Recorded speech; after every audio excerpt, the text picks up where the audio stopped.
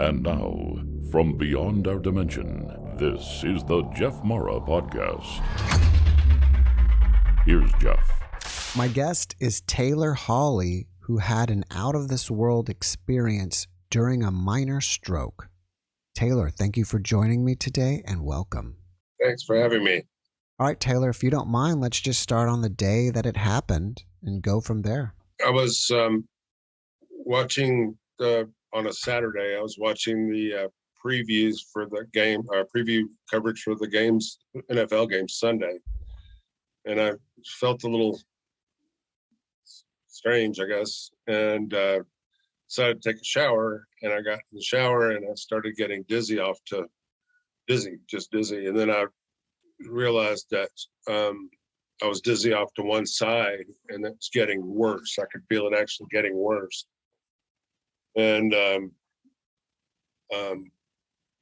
so I stood up on one leg and I fell off to the left side, and I stood on the other leg and I fell off to the same side. So I realized it was one side of my brain, and it was nervous system somehow. And I got out of the shower, called my dad, who's a doctor, and he said, "Get up to the ER right now, stat." And so I did, and I got a ride, and within, I was examined. I couldn't walk straight without falling off to the one side, left side. And within about 2 hours, I was in a private room. And within 10 hours, I was in ICU. I went blind. I couldn't feel anything from the waist down on my right side and from my scalp, left side of my scalp. So there was both sides of the brain involved. And then I just felt really high, like they'd given me a narcotic, and they had not. So they put me in ICU, and were just nervous that systems, autonomic systems, the breathing and heart and whatever might start shutting down, that I had a stroke going on. And it was technically not a stroke. It was a TIA, which is an ischemic event, but it's very stroke-like. It's like a temporary stroke. That's what they basically call it. So I had no long-term effects, but I sure went through every single note test afterwards. But so I was in ICU for 2 days, and then in a private room for 2 days.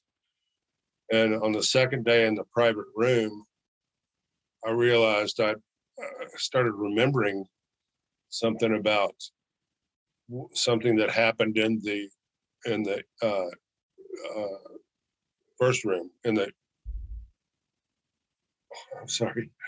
I went into, the first night in ICU. I remembered about 2 a.m. on the very first night, something happened, and I couldn't. It started coming to me, and I was like, how do I have this memory? I obviously had forgotten it, if you will. And then it started coming back to me. And what happened, by the way, about 3 a.m, whatever it was stopped. I could feel it stop. It was like some virus was controlling me and getting worse and worse and worse. And then it stopped. I could tell when it stopped. So I told the nurse in the ICU, it stopped. It's not progressing. It's no better, but it's not progressing. So days later in the private room, I started remembering this experience I had. And right off the bat, I was like, was this beta endorphins, which is a common thing of near death. Your body thinks you're going to die. It goes into these, releases some things, and that can make you hallucinate. And I was like, no way. But what I experienced was I saw this a crevice in front of me. It was like the machine gun slit in some of these old forts in World War II, that they would stick the barrels out of these little slits and shoot their guns. But it went from, and when I describe this, it is exactly the same way every time. I remember it like it was this morning. So there were these slits, and they were dark. I was on the earth, but this slit was went to infinity to both sides of me. So right then I was already in some kind of surreal or different reality, because I used the term infinity. I knew that it was it went forever to one side. So basically I was looking out into another dimension or whatever, but it looked like space. It was dark out there. And then on above and below was the earth still. I was here. So couldn't see stars, but I assumed they were there. I assumed it was space because that was what my brain was thinking. So I felt as if the closer I got, I was curious about it. So I approached it. However, I did. Again, that was out of body, because it was, how did I approach it? Another dimension. And the closer I got to it, the more I felt I describe it as a suction. So it's like the drain at the bottom of a swimming pool, sort of. That the closer I got, the more force it pulled me toward it. And it wanted to, I felt like certainly if I went through it, but if I got too close, it would just suck me out into the universe. And that if it did that, I felt for certain that all of what I described then as all of my atoms would be equally dispersed throughout the universe. The entire universe. And that since I was a relatively good person and loving and spiritual and a good guy, basically, that I would exert positive influence on the universe. And that when other people, and this is not such a visual, it gets visual in a minute, more visual in a minute, but this is my interpretation. It was what I was thinking of my perception. So as people pass into the next reality, it's about our energy, and my energy would transfer with these atoms and give a positive influence on the universe. And so that when bad people pass negative, they give negative energy to the universe. And so that's why it's important for us to nurture positivity and love and peace and whatever in our lives, so that as we pass, we offset the others, and the overall energy level of the universe is positive. Otherwise, we're in trouble. So I gathered all that. So, okay, that's the spiritual or the sort of rational thing I had going on. So I pulled away, because as I felt like I had a choice, and I'm convinced I could have died. Many people tell you that, and there's ample evidence that people have a choice to die or not to die. And I've had experiences since that I believe have backed that up. And I have friends that have chosen to live. But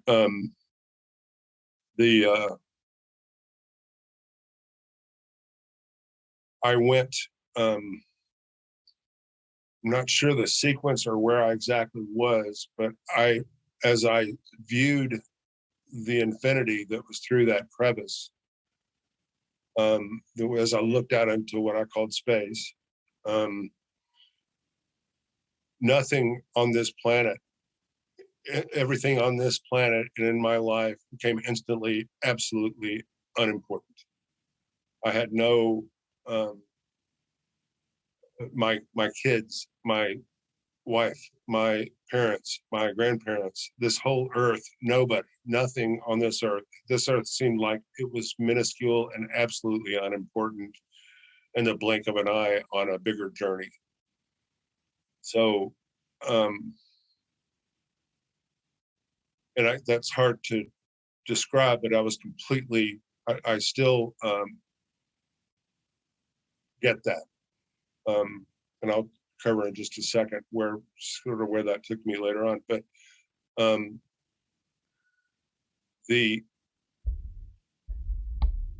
I felt absolutely no, and there was a huge sense of relief that I understood that when we pass,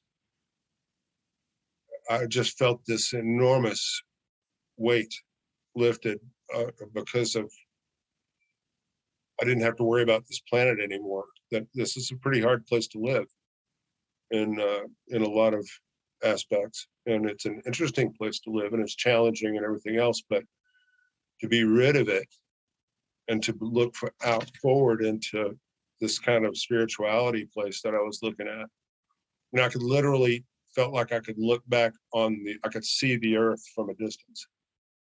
Or if I went through the crevice, I would be able to see it from a distance. So, and I instantly felt absolutely no sadness for anybody that has passed or that will pass, and absolutely no fear of death anymore after I went through this. So a lot of people, religious people, I've told, I haven't told many people this story because they look at me like I'm a crazy person, but or they just blow it off, or they're just not listening. But it was very life-changing, and so religious people want to make it religious, and spiritual people want to make it they all want to assign their own belief system to it.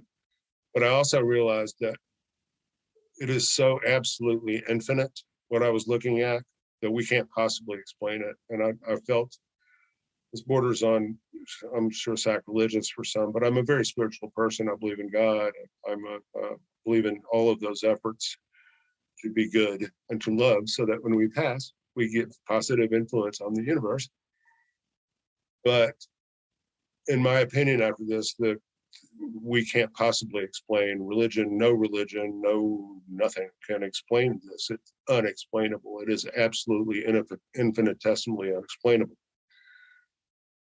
So, cut to many years later, I never forgot this. I've been told by many people to write it and whatever, and I probably at some point I will. I'm doing this. This is maybe a start to that. But I always sort of had an itch to scratch after that.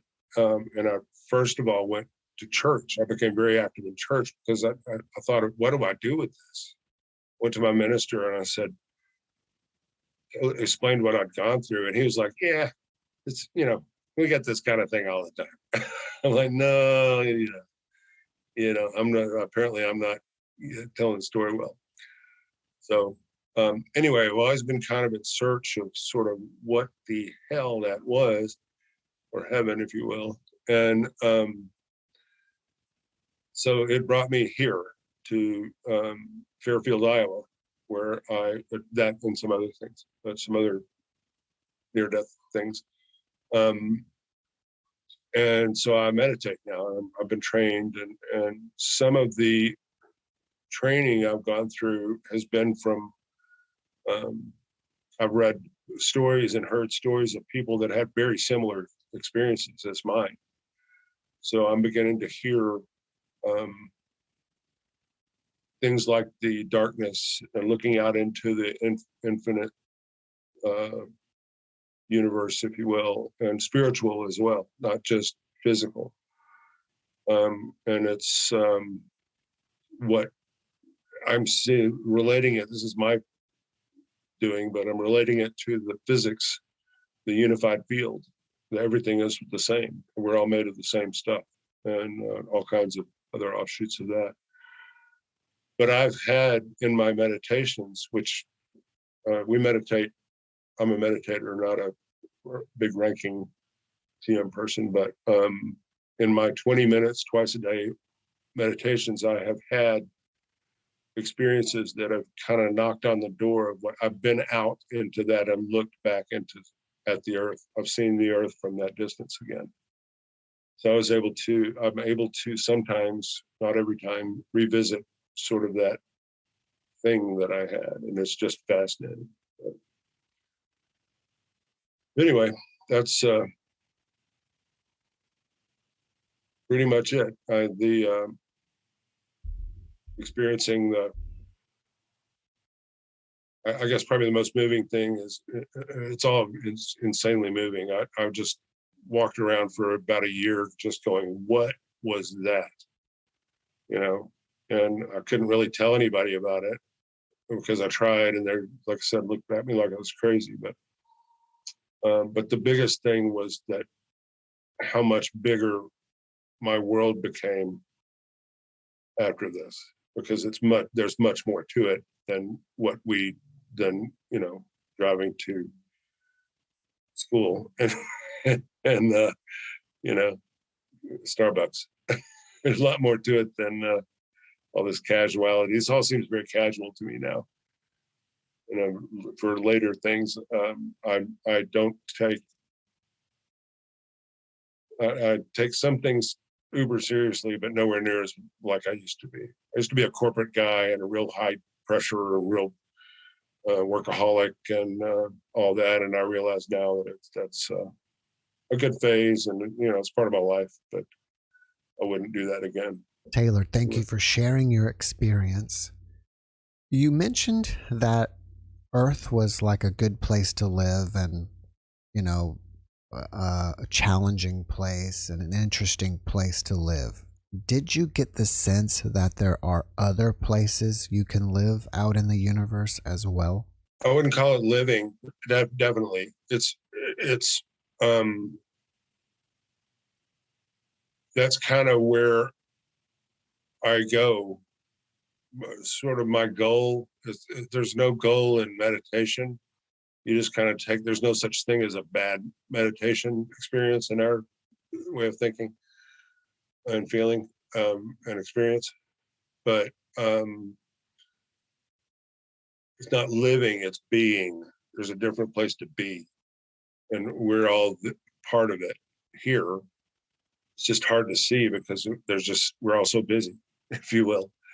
And it's also physical in front of us. It's a very metaphysical place to go. So yes, but it's not a living there. It's going there. And part of that is sort of having a faith, to use a religious term, that it's there. And that it's always, we live there already. We just need to, or it is interesting to experience at least a tiny bit of it while we're here still on Earth.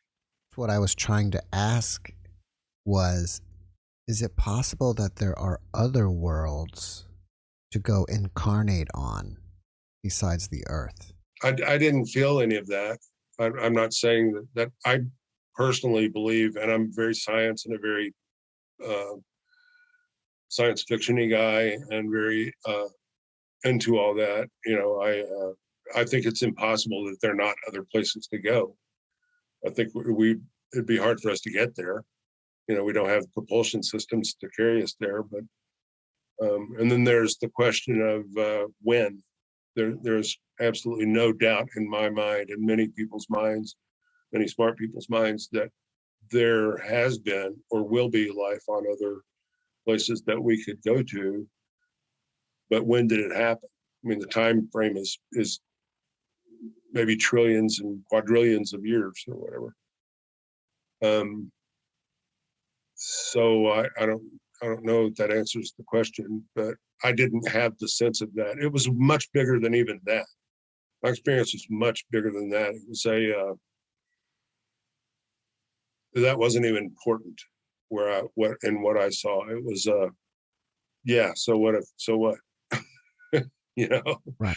They're in on it too. They're part of it too.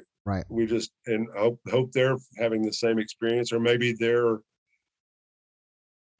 watching me when I was out there, or whoever, or sensing me that I was out there, or it was more organic than that. It was not about places. It was about one place, the place, this place, not Earth, but the entire reality. Did you sense any other beings out there, or at least did you sense God? No beings, other beings. I felt part of everything. So the beings, to rationalize it, and it's a very irrational thing. I felt like I was part of the totality of it all, and that again, the beings were part of it. I just assumed that, and it didn't really matter. It's not something I would have, even if it would have occurred to me, I'd have gone, okay, I'm not surprised. As far as God goes, a God, a divinity, if you will, yes, but that's the oneness I'm talking about. The Holy Spirit is the way a Christian, or many religions have a version of the same thing, and it's a spirit, it's a faith, it's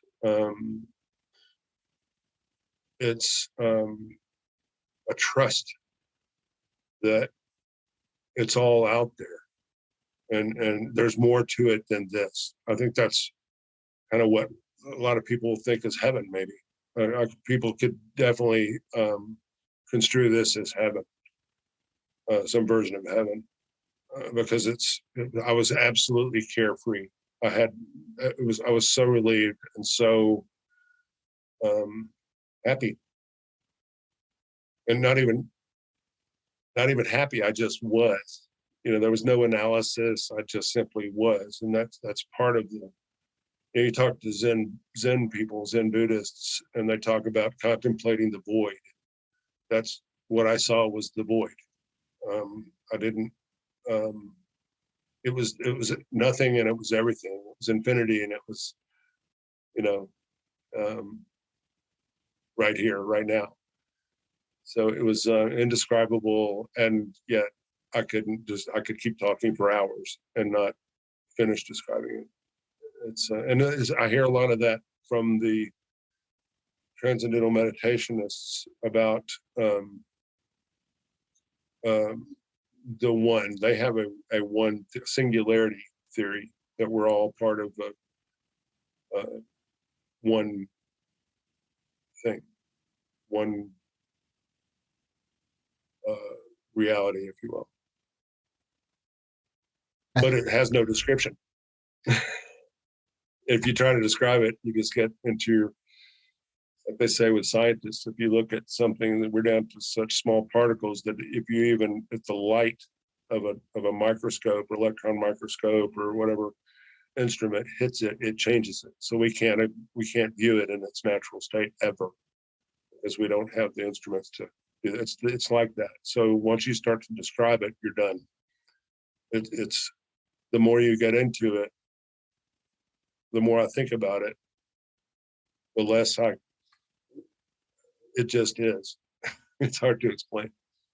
It's very similar in a lot of things. And that's what a lot of Christians, I think true Christians, or religious people, or organized religion, want true people that aren't in it for the notoriety or the connections or the money or whatever. True Christians that are true religious people that are in it for the spiritual journey, are headed there too. It's a ocean of that we're all in. It has different depths, but we're all in this ocean. That's a description at the end too. This is Ernie, by the way. Ernie. Ernie is happy. You know, it's interesting is I was watching him, and a lot of times he's looking up and looking around, and I don't know if that's a reaction to you scratching his back or he's actually watching something that we don't see. I'm absolutely convinced that I have a cat and a dog, and I've always thought it about cats, that they see things we don't. And you know, I know people, especially since I moved here, I've met people that see all kinds of things that we don't. Most people don't. Like I have a friend that sees auras around people, and she's described mine, and it's like having perfect pitch, sort of. She don't even talk about it much, but everybody she sees, and she sees these auras, and then empaths, and there's just this whole spiritual world out there that is banging all over this thing that I saw. I hear versions of what I felt and saw in almost all of these things. So yeah, there's a lot more going on, in my opinion. And another thing this experience taught me was it's about energies. Or that's a word for it. If you try to, and again, I'm guilty of my own criticism, but we pass on energy. There's entropy. You know, there's no such thing as the disappearance of matter or of energy. It just transfers. So where does all that go when all these trillions of people have passed away in all this time, and all this love and even hate and all these things? Where did that go? Those are energetic. Those have energy as well. And I think that's a dimension that is out there. Before the podcast, we were speaking about where you live, and that's Fairfield, Iowa, which is a town of about 9,000 people. But in that town is the Transcendental Meditation University, which brings all types of meditators from all over the world, right? Yep. And has since the late 60s. And it was started by who? Maharishi Mahesh Yogi of Beatles fame. He's the guy that the Beatles went to see in India. And George Harrison in particular really, and a lot of their songs are written about experiences they had over there. John Lennon wasn't so pleased, and Paul McCartney was kind of in the middle, and Ringo was Ringo. But George Harrison really picked it up, and that's kind of what he became much more famous after the Beatles experience.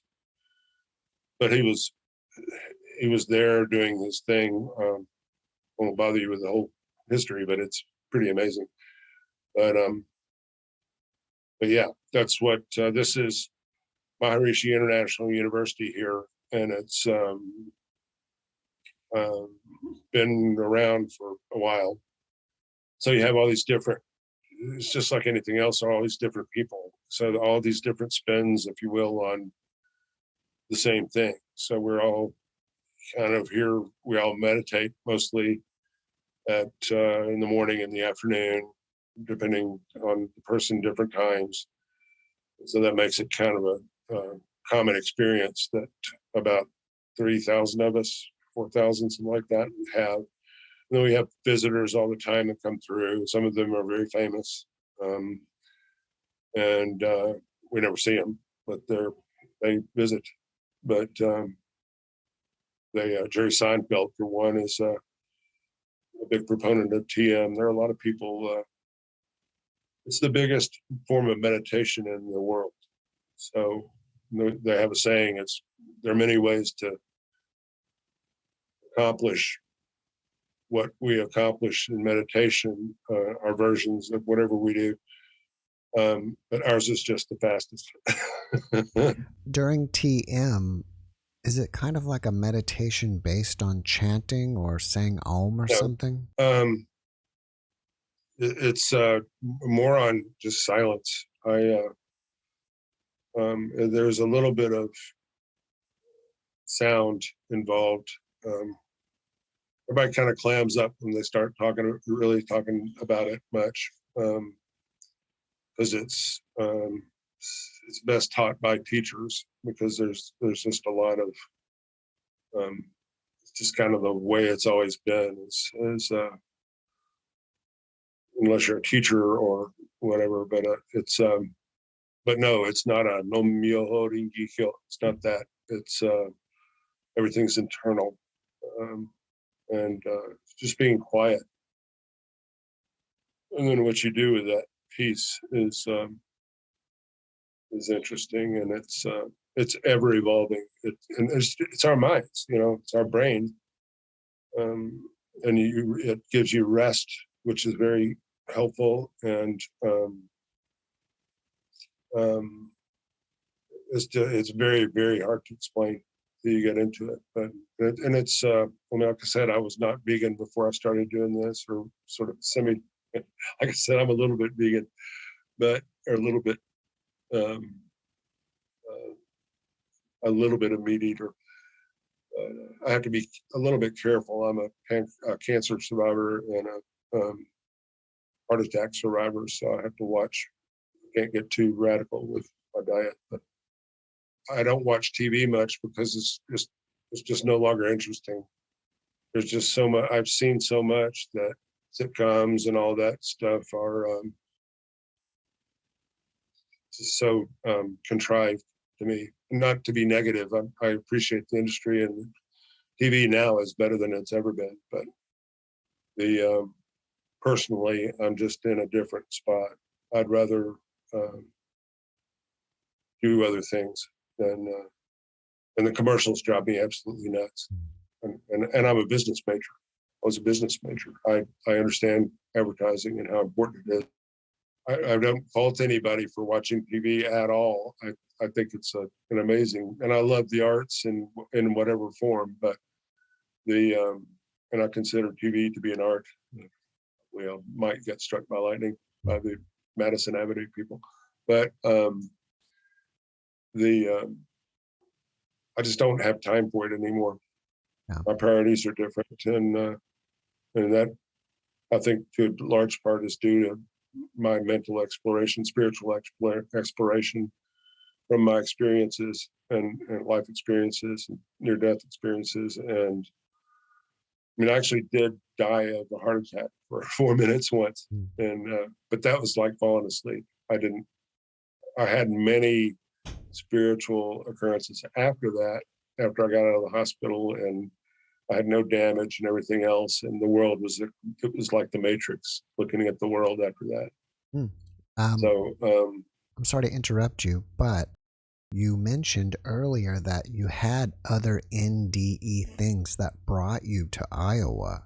Can you tell us about some of those? Probably the most. I was changed. I had the near stroke thing, and then I had years later had a heart attack that I coded with no damage, mentally or heart wise. And then I had pancreatic cancer, and I'm a pancreatic cancer survivor. The most recent thing was the cancer, and I've been in remission for 2 years. And if anything really sort of brought me here, it was the journey I was on in with the cancer and the chemo and the surgery. I had very violent surgery, if you will. It's worse than open heart, they said. And the chemo was very aggressive. So that all sort of changed my priorities even more. And I started to, on this journey of spirituality and of looking at the world in a different way. My priorities changed, and I think for the better. I had a lot of time on my hands, so to recover from all of this, but just this, somebody suggested I look at this place, a friend of mine, dear friend of mine, and to look at transcendental meditation. I was probably the thing that sort of pushed me here, got me into meditation, was my recovery of cancer. They tell you that all the recovery, physical recovery, and treatment and surgery, and you're all wound up in having cancer, and you forget that's all. It's all consuming. You're fighting for your life, and that harkened back to some of my previous experiences. But you're fighting for your life, and then all of a sudden they're like, "You're not going to die. You're in remission," and you go, "Now what?" I want to write a book called "Now What." My sort of slogan is, let's see, I was trying not to die for so long, I forgot how to live. It's a very common thing, but nobody writes about it or talks about it much. They're all about the treatment, and you get well, and they say, "Okay, go back into the world now," and you go out there, and you're like, this is weird. So it really, I got kind of strange. I got kind of, I didn't quite know how to act, if you will. And I was working at a hospital, VA hospital at the time, and this nurse, this PhD or nurse practitioner studying for her PhD, pulled me aside and said, "Taylor, you need to do something, man. You're out of sync." It wasn't really bad or crazy. It was she spotted it because she said, "You're just out of sync somehow. Maybe you should try this program with the VA." And part of that was meditation. So it was this lunch meditation on Zoom kind of thing for 15 minutes. And it was just not anything close to what I needed. And so that, in conjunction with my friend and everything, sent me here to go into TM. I became certified or trained in Chicago, and then decided to move here. And that was all in just a few months, from April till July of 2 years ago. So 1 year ago. So just this July was 1 year. So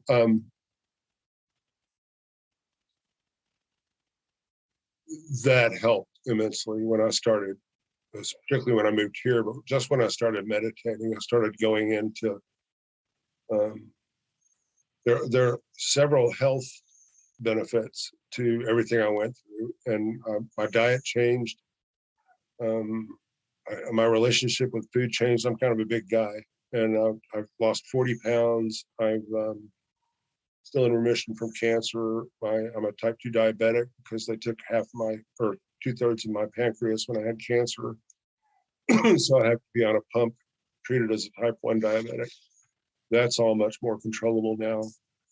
I feel much better. I've started a business, didn't really mean to. That's really going gangbusters.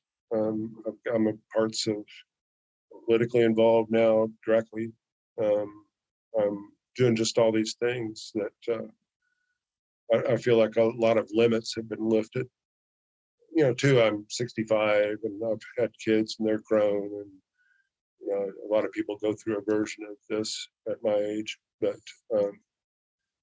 this is much more than most, in my opinion. How do you think we nurture positivity in our lives? Great question. You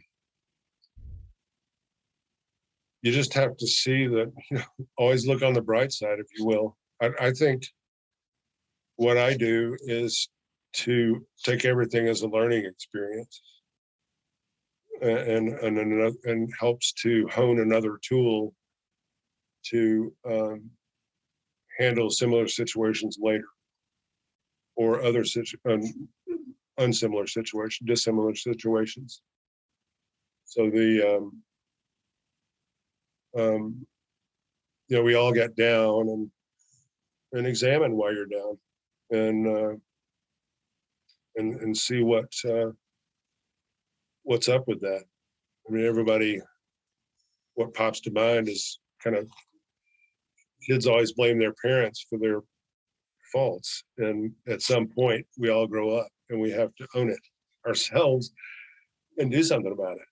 And those that just keep blaming their parents or blaming somebody else for all their issues are just going to repeat that behavior and those thoughts. So, you know, you need to be working on yourself. And, you know, all these people spend all this money on going to the gym and working out and lifting weights and aerobics and, you know, all these physical things. But if you look at people that spend time, you know, some people think I'm a crackpot for moving to Fairfield. Most don't, which is new. That's a lot more people would have thought I was crazy back a long time ago. But you know, we need to examine what's going on in our minds. Our minds control our body. He's got his hand in my shirt. Okay, hold on.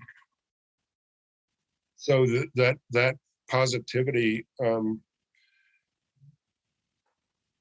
would say the main way I view going through difficult situations is to look at them as learning experiences, and it goes for other people too.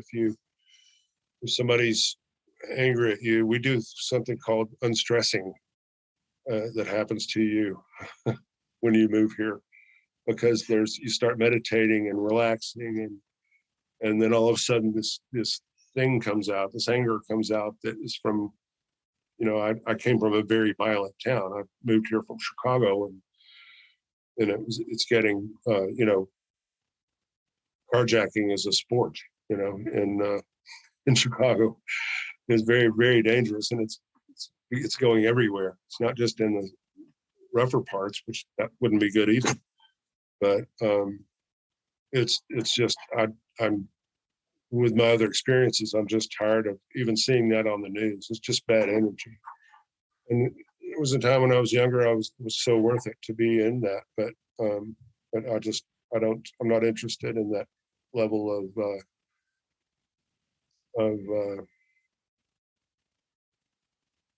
hyperactivity anymore. I just want to chill out more. So part of that's aging, but it's different here. There are a lot of people that are into it and have been into it for 40 or 50 years. My next door neighbor has been meditating for 42 years. He's what's called a governor, which means he can teach meditation, that takes a lot of time to get to that rank, if you will. But and then there are detractors of TM too. There are people that and meditation in general, you know, that think we're a bunch of whining rats, and that's just absolutely. My dad was a psychiatrist. I grew up in this sort of self-examination thing, and it's not for everybody, but some of us need to do that. Some of us need to be operating on that realm. We have a theory that the TM people, the real hardcore TM people, believe that we emanate from this town. The reason Maharishi located here was we emanate from this town, this energy that is for peace and love. And everywhere each of us goes, we exert that without even trying, as long as we're meditating and in touch with all that. So, do you feel that on the other side, it's more real than here, and this is more of a dream? Yes, that's a pretty good description, sort of. This is very real. I mean, you know, if you cut me, do I not bleed? I think that's a Shakespeare, maybe. So it's very real here. It's just we're just part of it, of the rest of it, and it's, you know, you could wonder if we're passing through and we all go to the same place or whatever. My perception is we're all already in the next world, if you will, and this is part of it. So the two can't be really separated. So from my experience, it's almost like when I feel like when I'm having to assemble some of this as we go, but it's doable. As I looked back on Earth from wherever I was, it was as if that was a transitional place, a school, if you will, or a level of leveling up in a video game, or some version of training or preparation, maybe, but and anything, if I tried to explain anything more about it, I think I would be start making things or trying to rationalize things. But it's all part of the same thing.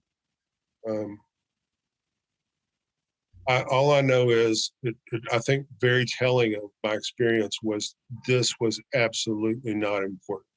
Nothing mattered on this planet from where I was, what I was looking at. And I was, the first time with the sort of stroke-ish thing, I was just looking at it. Didn't really feel it until I felt like I looked back, sort of. And I'm not even sure if I even did. I know I didn't go through the crevice, so it's all still kind of jumbled, but nothing was important here. And I did feel like I was looking back on Earth. That's interesting because that's the first time I've ever considered or realized that. It's interesting that I thought I was looking back on Earth when I didn't. I was still standing on Earth. Right? And I felt that not going through the crevice was a choice, and that if I went through the crevice, I would have died on this Earth. Sometimes on this podcast, we talk about the higher self, and you said part of us is already over there. I don't know if you use that terminology, higher self, or not, but do you think, I do. Does that sound true for you? Yes. I hate to keep coming back to TM, but you can a lot of what I say can be transferred just as easily to religion, organized religion, or probably the Aborigines in Australia, or any of these spiritual kinds of things. We're all looking for there's the good and bad, yin yang, the positive and negative, the love and hate, and all the opposites that you can't appreciate one without the other. It's all the same thing. And so where did that come from? You know, who thought that up? It's been devised in too many distant places by completely separate people. So where'd that come from? So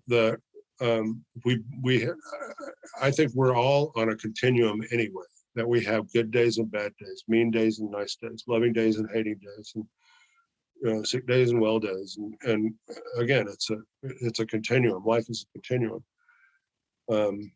Even into mental trouble or mental issues with everybody labels these people as they are this or they are that, when we're all on a continuum, and we all experience, especially the thinking of us and feeling of us, more feeling of us, a continuum. So again, back to where did the yin yang come from originally? Who thought that up? The answer is it's always been there. What else could there be? How else could it have? It's too pervasive, I think. One thing I find interesting is, and that I've never heard before, is negativity going out into the universe and possible ramifications of that. Can you speak more about that? I think in no time in our history, with the exception of, well, I'm going to completely retract that. But if you look at the Holocaust, assuming you believe that happened, which I've been there. how negative and evil was that whole thing? And how do we look back at that and go, we must learn from that. And we must not, we can't forget it, but we can never repeat it. I mean, and really World War II in totality, we killed so many people. I think it's almost 1 billion people of all walks of life, civilian, military, kids, moms, dads, everybody, in many, many different ways. We were just really good at that. We're better. It's still very far from done, but we haven't killed that many people in a while. It's still just disgusting what the evil the bad that exists out there. But then, it's fairly common all through 9/11. You heard 9/11. You heard the focus on the good people. I think Mr. Rogers said, "The good people show up." Focus on the good people that show up, and I'm one of those. I run to the blast. I don't. If I hear something explode or somebody in trouble, I go there, and I'm blessed with a lot of faculties that allow me to perform well and rationally and not lose my head. A lot of people lose their head. I've seen it happen a bunch of times. So we've got to keep after the negative, and I think depending on what's amazing in this, not to get all political, but in this sort of yin yang we've got going on Earth right now, the entire Earth, if you saw NATO, is embroiled in this two-sided thing that you hear one side criticize the other or talk about the other. They're saying the exact same thing. You could just switch sides, literally. If you listen to it, they're saying the exact same criticisms. You're taking away our freedom. You're doing it.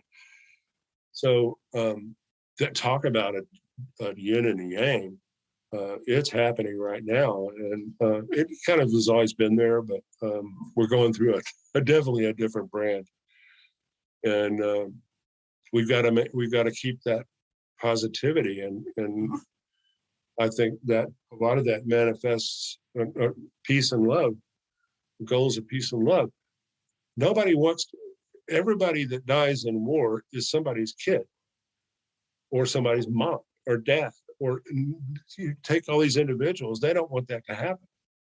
Why does it happen?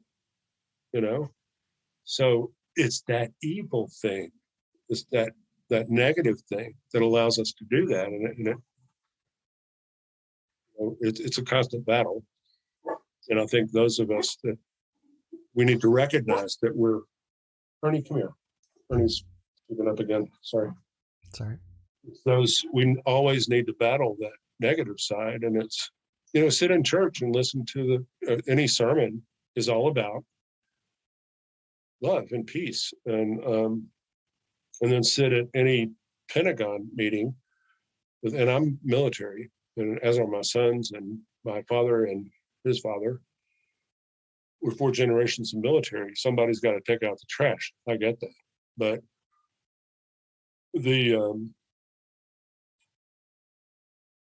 we can't keep doing this to ourselves. It feels like it's coming to a head, if you will, and this isn't the first time in history people have said that. So maybe it's not. One can hope that we're calling each other out, and the good side will win.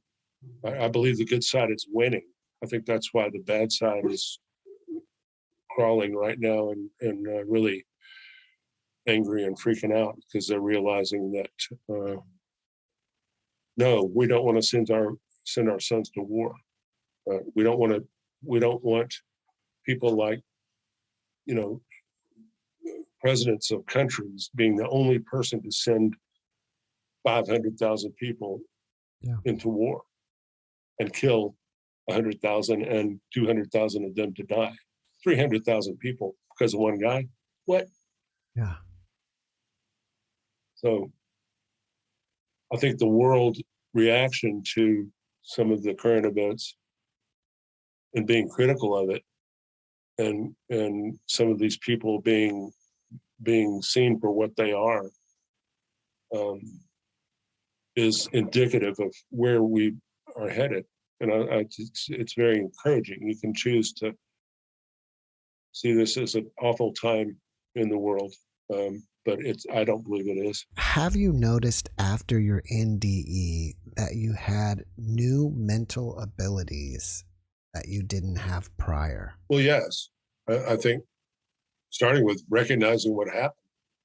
I think a lot of people go through that sort of thing and don't even know what hit them. It took me 2 or 3 days to even remember that this happened.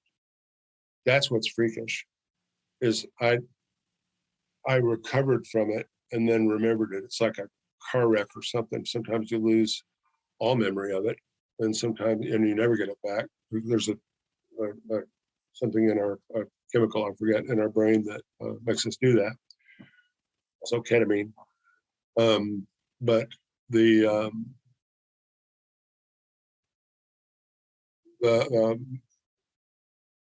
it took me a while to even remember it. So that's one part of something I didn't know existed in me, was a mental sense of those energies. And again, there are people that say that was all organic, and I don't care what it was. It was my perception of what. That's one thing I realized. Another, I've got all these things. Your perception of the world is your reality. That's it. So, and everybody's entitled to that, and people can debate it. But, and what I'm getting around to is, it's hard for me to distinguish. I think just setting out on this journey and living through cancer was, I had an 80% chance of dying within a year with my diagnosis. Most people die. Recent research is saying that depression accompanies pancreatic cancer, and that may be one of the reasons for the extremely bad outcome. But anyway, I was supposed to die. So that does things to you. And I think that out-of-body thing prepared me, may have been why I had it, who knows, to navigate cancer. My oncologist said I was the best patient he had ever had. I mean, I was just relentless. I was like, when they told me about the diagnosis, I said, look, I'm going to stop at denial because this ain't going to happen. We're going to fight this. What do I do tomorrow? And I never lost that fight. Now, I went through the 5 stages, if you will, but I always fought it, and I beat it for now. So, and then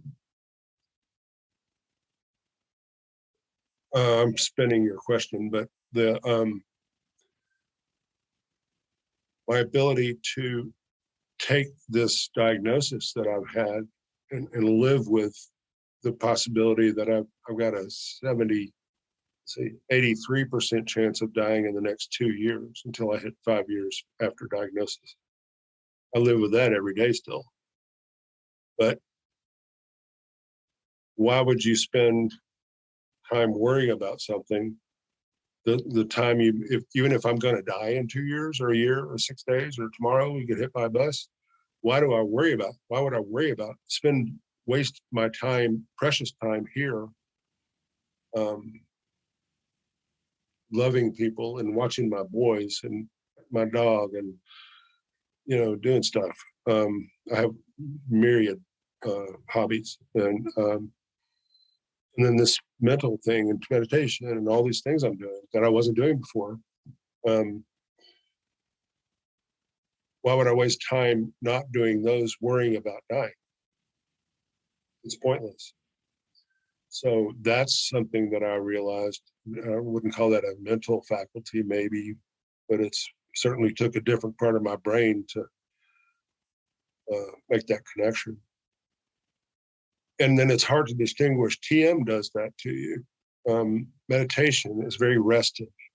Rest is very, very important. Sleep is very, very important to your brain.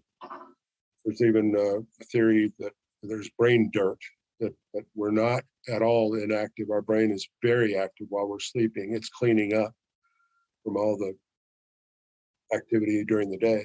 So it's just as important as waking to the brain, and you must sleep, and you perform much better when you do, much better, documented. So it's hard, and all of my faculties have improved through that. So it's hard to distinguish between what was the new faculties. What was it? Was it TM, or was it the cancer, or the heart attack, or the thoughts, or the TIA, or the out of body experience, or near death experience, or which of those made me what I am now? You mentioned earlier something about it was like the Matrix or something. Can you tell us more about that? Yeah, after I had my heart attack, I came out of the hospital, and my girlfriend drove me home, and I was looking around, and I was like, all this would still be going on if I would have actually died, if they weren't able to revive me. They shot me twice, by the way. The first time didn't work. So I was like, all this would still be going on. So a couple of things from that. The world looks like surreal after that, or it did to me, because we all think it's natural, I think, to think some part, or a lot of part in the case of narcissist, revolves around you. That's all you have. It's natural. So all of our perception is our perception. So you realize that if I were dead, if I would have died, all this would still be going on. This guy would still be walking down the sidewalk. That person would still be getting fuel in their car. That all this would still be happening, but I wouldn't be here. And that sounds maybe silly, but to experience it was made me look at the world completely differently. And what I drew from that is it's our job to have fun. I mean, 2 generations, 3 generations from now, nobody's going to remember who I was. I didn't really consider that. And that sounds negative, maybe, I don't know, but it's true. Unless I invent the cure to something big, but even then, people won't know. Hopefully this podcast will be out there forever, so people will keep watching it and still know who you are. That would be cool. That would work, if it helps people. It's another thing I want to share. It's taken me a long time, years, over a decade, to share these experiences, and I just haven't been able to really write them down. I've tried. I don't know what shape to make it. You could even write a fiction with it, or whatever. But maybe this will be a really good thing. This will maybe be a better way to share it. I've toyed with the idea of doing this, and other people have suggested I do this. I blog myself, but I'm so busy. That's another thing. My business. I moved here to retire and to meditate and to become enlightened, and I have the busiest business I've ever had.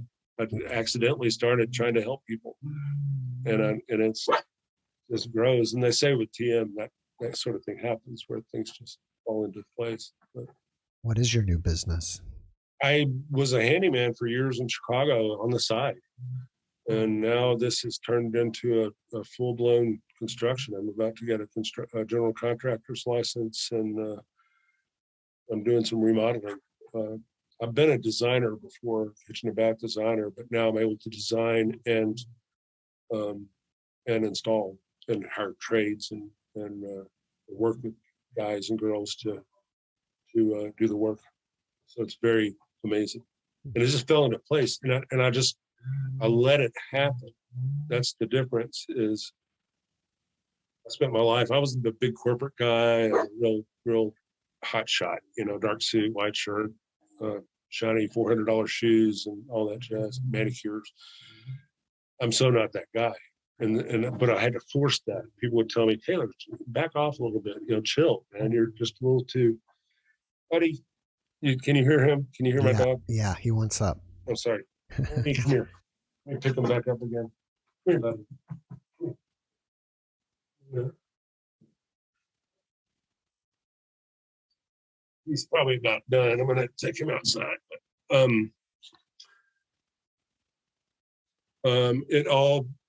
this all evolved from trying to help people. My thing is, my philosophy in this business this time is I'm just here to help. And if kind of a sliding scale pay, and my goal is to help people. And it's needed in this town. There's a huge demand for trades, and I'm able to do that. And I have tools, and I can learn. And there's YouTube, which is amazing. And then there are schools. They're making it very easy to certify in electricity now, for example, to be a certified electrician. Then it's a little scary that it's too easy, but you can go to school now for 12 months and certify as a certified electrician. So it just all fell into place. And that's, like I said, they say that sort of thing happens, but it's just neat. I've kind of found a niche. It's kind of personal, but anyway, it's not all a piece of cake, but it's at least most of it is. After watching this podcast, people may want to reach out to you and ask you questions. Are you open Sure. to that? And Absolutely. How can they reach you? I think I would rather, it's easier to manage. I'm a pretty busy guy. So email is probably the best. And they can use, decide which email. It's ARTRV, I'll repeat this, ARTRVLER1@gmail.com. That's Alpha Romeo Tango Romeo Victor Lima Echo Romeo @gmail.com, or art, the word art, RV like the camper, LER @hotmail.com. People get it wrong a lot. So, and I assume they might be able to email you or something. Or If it's okay with you, I can always also put the email address in the video description. Absolutely. Yeah, that's fine. Perfectly fine. Like I said, my whole thing now is to help. And I think I've been through some, I occasionally comment on things like on Facebook and whatever, where people are just did a couple of nights ago, somebody was like, how do I deal with a terminal diagnosis? And I was able to say some things that really helped. And that's just very neat. And then it surfaces in everywhere I go. Just in walking down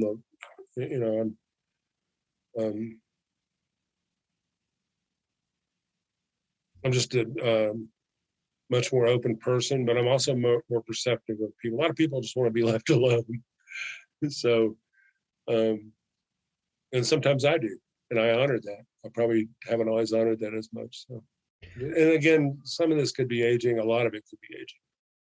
And there's a wisdom that comes with 65 years of living on this planet, but or more. What kind of But I advice? don't fault or take any lower opinion of kids, younger people, because out of their mouth comes just the most amazing things. Especially now, they're such a crazy world to live in for younger people. Anyway. What kind of advice do you have for people who have lost friends or family and are grieving? If you have faith, rely on the fact that whatever brand or whatever version of faith, understand that I hate to sound trite, but they're in a better place. This is not it. If what I saw was right, it was amazing, and this place didn't matter. And take from their friends or relatives, loved ones passing, take from that to continue their spirit, their energy, and that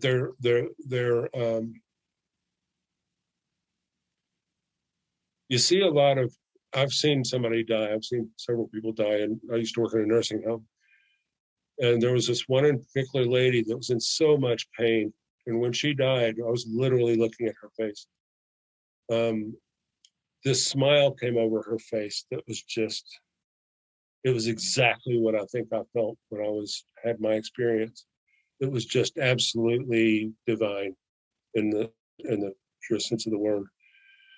And a lot of it could have been pain relief, but because it's a pretty good pain reliever. But I think some of it, she was like, here I am, you know. And so I think most people have some version of that. I describe it as when you're I don't know if you've ever had a car wreck. Most people have had some version of a car wreck. Like you see it about to happen, and there's this phase where you're, oh my God, it's happening. You try to avoid it, and then you realize you can't avoid it, and then you just realize it's going to happen, and you kind of relax. There's that those little fractions of a second that you're like, oh, I'm going to hit him anyway, so relax, stop freaking. It's going to happen. So I think that relaxation is what we feel when we hit the wall with at the end of our lives. It's a relief. This is a tough place to live, man. There's a lot of bad stuff going on in this world, and you can't focus on that. But I think at the end, people own it and go, "Wow, this next place is much better." Before we finish up, can you leave us with one last positive message? Have fun. It's kind of our job. Nobody's going to remember us 3 generations from now, 2 generations from now. That's just the way of the world. It's the way it is. But we left a print that still exists. Our energy is still out there. It's just much bigger. It's in a bigger place. But don't, go with the bird in hand. Enjoy your life and try to arrange things where you have fun. That's what else is there? You can't take the money with you. And I would say don't be so materialistic, maybe. If that's what makes you happy, if you think that's going to stick, okay. But I get much more out of non-materialism than materialism, and I've had both, personally. But I think that's it. Just those 2 words: have fun, love, and enjoy people and enjoy things, and understand it will get better if you just keep showing up. It's if nothing else, you're going to pass into a much cooler place. So Taylor, that's what I would say. Have fun. Taylor, thank you for that message, and thank you again for being my guest today. I really appreciate you, and I wish you success in whatever you're doing. You too, Jeffrey. It's you're really good at what you do. Thank you. So say bye, Ernie. Bye, Ernie. Thanks for watching the JeffMara podcast. I really appreciate you. Another way to show support is through YouTube memberships. And if you do, there are loyalty badges and other perks depending on your level of membership. All you need to do is click the join button underneath the video to find out more. Thank you for your support.